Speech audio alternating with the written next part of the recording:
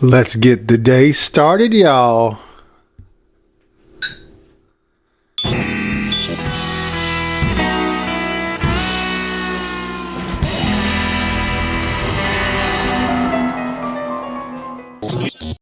So here we have two Th350s. And I know someone's may like go to a 400, it's already been said so many times, but I got three Th350s. This is my parts transmission because the case is cracked, so, and the parts in here are good. This one actually I've used for a long time, and the reason why the case cracked down there by the mount is because for years on the S10 I had the alignment and everything jacked up on the rear end. The pinion angle was wrong, the transmission angle was wrong. But ever since I fixed all that, I have never cracked another bell housing. But the JW Ultra Bell is definitely good reinsurance when you have your flex plate and your transmission there on your torque converter right there. It's definitely good reinsurance. If something decides to come apart, like your flex plate decides to start slinging around, it will come right through this guy right here like Swiss cheese and then come up to your feet. So it's probably a good idea that I cut this bell housing off and put the Ultra Bell on this one before I get it freshened up even more. And I do have some stronger Th350 parts I've been collecting over the years. So while this one is out, this is the one that came out that was still working fine when I decided to do my torque converter. But I decided to put a fresh transmission in, and the fresh transmission had problems, which is why we're down to this predicament right here. So let's go ahead and get to it. And first, let me show you some of the better parts that I'm going to put in this guy that I've been collecting over the years. So these are just some of the components that I'm going to upgrade in my Th350. This is a billet input shaft. This is a 36 element sprag and drum. And the clutches I'm going to use are going to be like this. I have all the clutches. This is just one of them. This one is just the forward clutch pack. And that's what I'm going to use because these have all new steels. And I want to put all new steels and all new clutches in there also. There's one thing that I still need to get. I do want to pick up this extreme duty lower roller clutch assembly. That's one of the other weak parts in the Th350. Oops. But I'm definitely going to pick that up and have that put in there too. So here's a torque converter that I picked up. It's a JEGS XHD. It's one of their dual 6.25 anti-ballooning plates, nitrous blower torque converters. It is a 10-inch, and this right here is the anti-ballooning plate. It's supposed to have dual of these, and that's around 6 inches. So it does have anti-ballooning plates, and it's rated to 800 horsepower. I couldn't find one person that says they suck. Everyone seems to like them. Some people said they're a little too loose. This is the 3800 through 4100 stall. Like I said, the reason why I'm going to a 10-inch is because the 8-inch for my motor was way too loose. When I hit it with nitrous, it would go all the way to 6,500 RPM. So if this one flashes right around 5, it should be perfect. So it's a 38 through 4100, hoping it flashes right around 5 on the kit. So that's what we're going to use for this, because I'm not sure what happened to my last torque converter.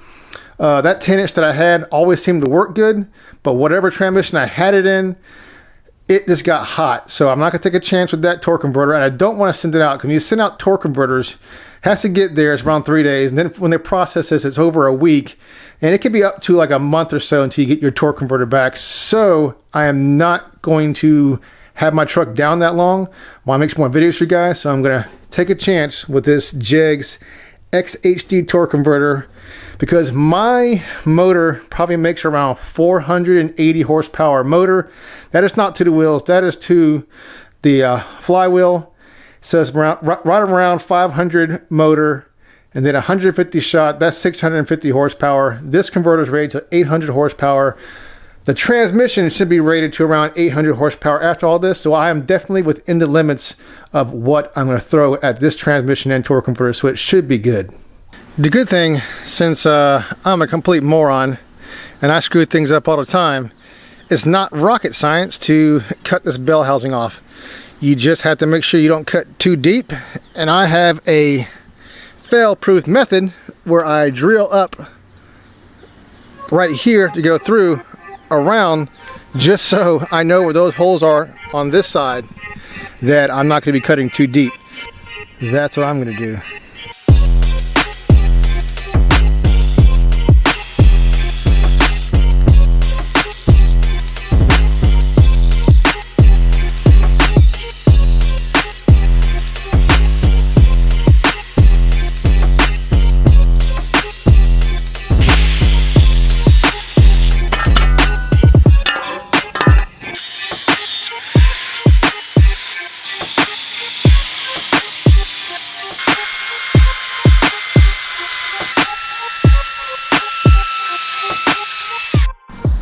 So we'll go ahead and call that done.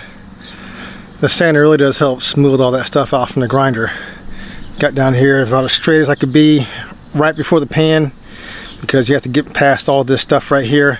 I didn't worry about the bolts because the other one comes with its own bolts, so whatever bolts got nicked here, was not too worried. Wasn't too worried about nicking this because I got a spare transmission when the new one's on there. So we're gonna call that pretty good. Right here is definitely the scariest part. You have to get really close right here. Maybe I got too close, but I'll show you another one how close you gotta get. This one has a plug in it, so I'm gonna probably put a plug in the other one. I don't like that little whatever's going on over there, just kind of pinched off so it won't leak. But right here, I think this is why this one leaked a little bit, because this, for it not to leak, has to be completely flush with your front pump.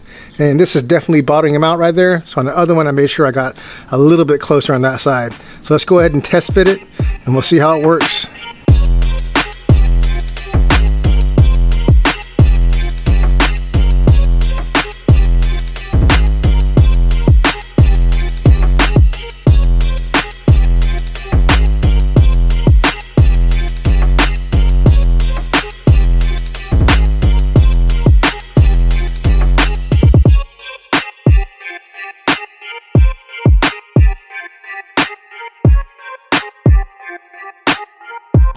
All right, so we have her on there. One thing I noticed is that when I was putting it on, it didn't look like these were going all the way in, so I pulled the washer off, and I just always have this on a low torque spec when I'm screwing these in, just for depth clearances like this, or whatever you're doing. You never want to make sure you bottom out a bolt, especially in a transmission. So when I screwed these in, it did not look like it was seated all the way. So what I did was I pulled the washer off, screwed it in, and indeed it was not going all the way. So I had to put two washers right here, so that way I wouldn't bottom out that one, or I wouldn't bottom out that one. So that is definitely good to check if you guys are doing these bell housings, just in case. I don't know if the kit that I got, you know, came with two shorter ones or not, but when I called JW up, they just said get this and these washers, they're all the same. But apparently there's two problems right here. I'm not gonna say the person on the phone was like leading me wrong, but maybe it's just my transmission doesn't have it, you know, screwed in the exact same depth as the other ones. So that is definitely important to note. And also right here, I'm very happy this came out. I don't have anything touching right here. Goes all the way down, very clear. It's flush all the way around.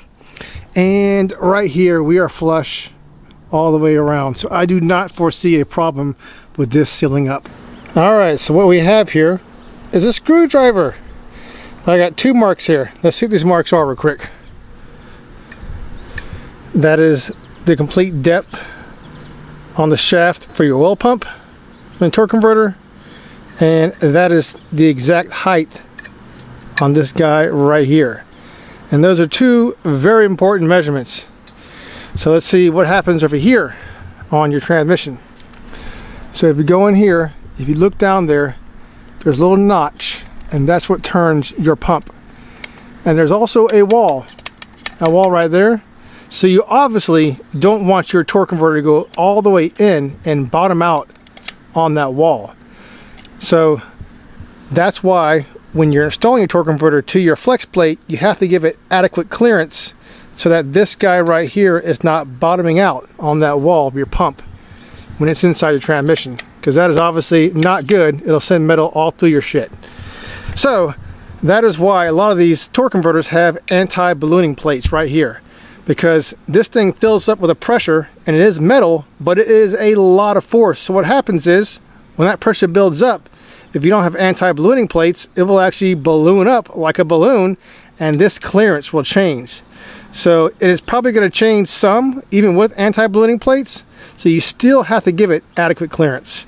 So we're going to go ahead and put this guy in right here, and we can see, make sure it's not bottoming out on the lip right here, and then see right here where it's going to be. So make sure we'll be able to tell if it's too off. You'll be able to tell that you won't have enough clearance for your flex plate. But we should be good. So let's go ahead and do that test right now.